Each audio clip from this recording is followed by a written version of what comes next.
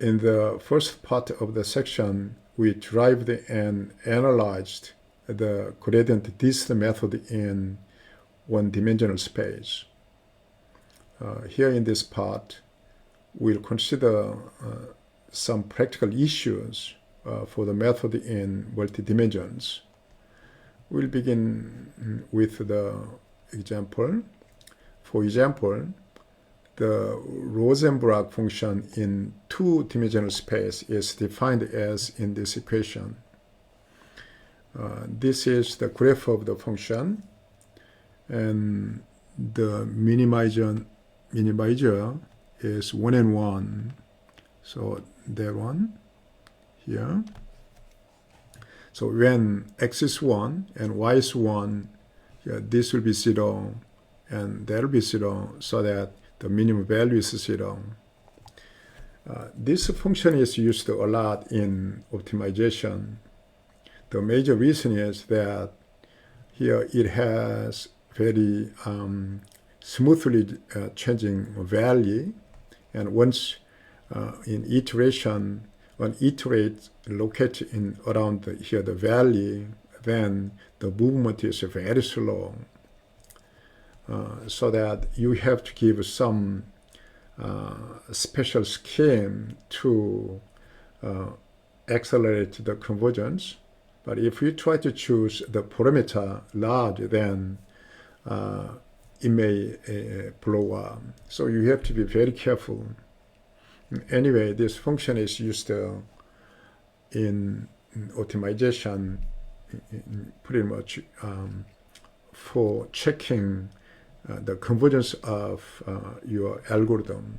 Once your algorithm is working very nicely and much better than some other algorithms, then you may say that your algorithm is very good. Okay. Now, for this function, we'll apply the gradient descent method along with the choice. Now, the gamma is 1 over 500, and starting point is -1 and 2. And this is a definition of a Rosenbrock function. And here we can get the gradient of it. Okay, here this the footnote is saying that the Rosenbrock function can be defined in general dimensions. For example, in 3D, you have that, and for n dimensions, here you can have such a formula. Okay, let's go back to the program, Rosen and Rosen gradient. And here, now that is a gradient. And now when we run the program, then we do iteration along with the correction term and updating. And here we stop when the correction term, its norm is less than the tolerance. We choose here tolerance 10 to the minus 7. Okay. So here the result is given. The gradient descent method converged in larger than 7,000 iterations, and the time is small, but anyway, it is converging to 1 and 1, but it's slow. The number of iteration is larger than 7,000. And once you can choose the step length much better way, then you can get much better convergence here. So that main issue around here is the choice of step size. The convergence of the gradient descent method can be extremely sensitive to the choice of step length. We may try to choose it adaptively. That means in each iteration, we'll try to choose the step size, gamma, different size. And however, we have to make the convergence as good as possible.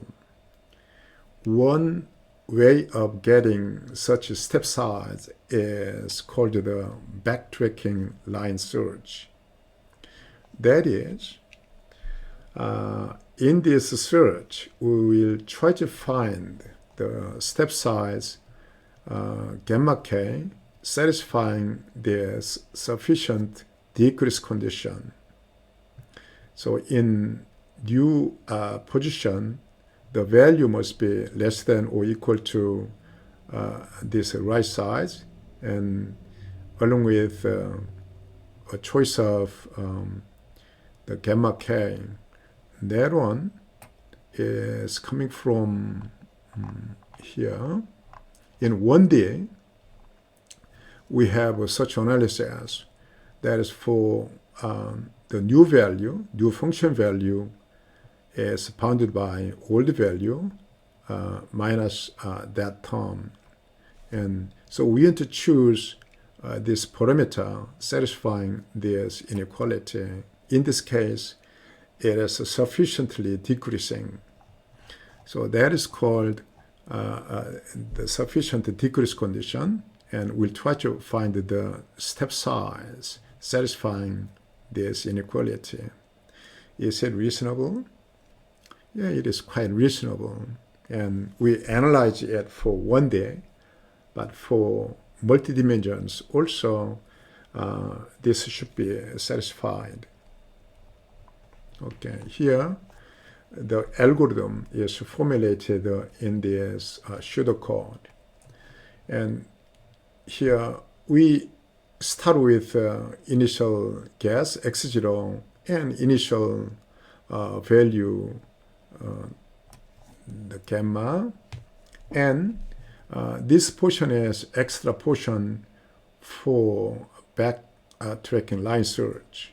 And for each step, each iteration, we start with some initial value of the gamma k, and so that in the beginning we have to choose this a little bit large, and then once this inequality for given the parameter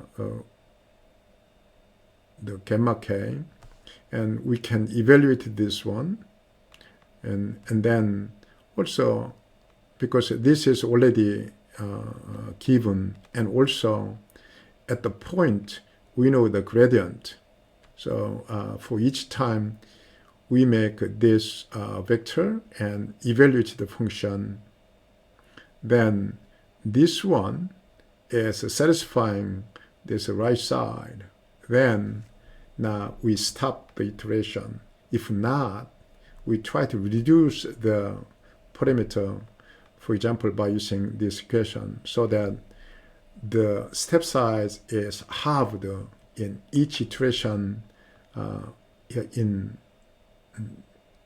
searching the parameter.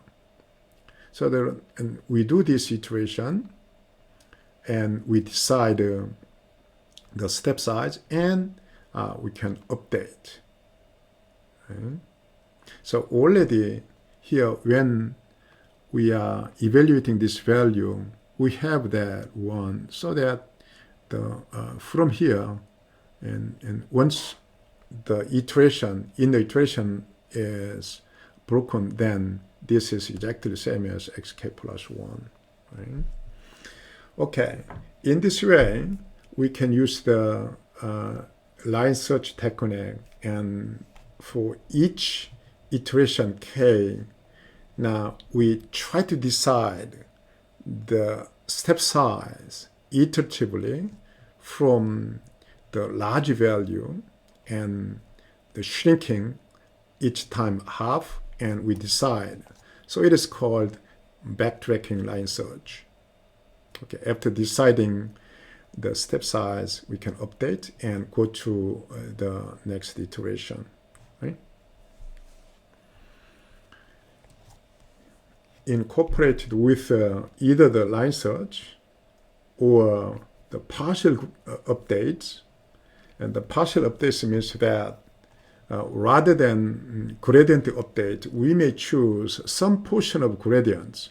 Once it is in multi-dimension, you may try to choose one directional derivative. So among this one, the first component can be used, or a few of them can be used.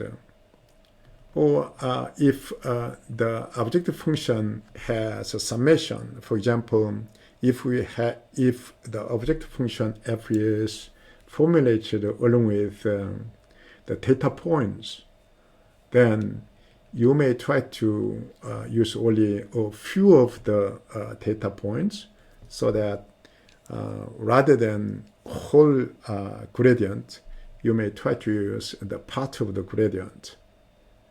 Either way, you can get partial updates. And along with this line search and partial updates, the gradient descent method is the major computational algorithm for various machine learning tasks.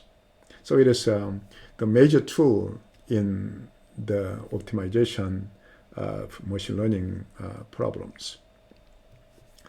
The gradient descent method with partial updates is called the stochastic gradient descent method. Okay. Now we'll continue in the third part. Thank you.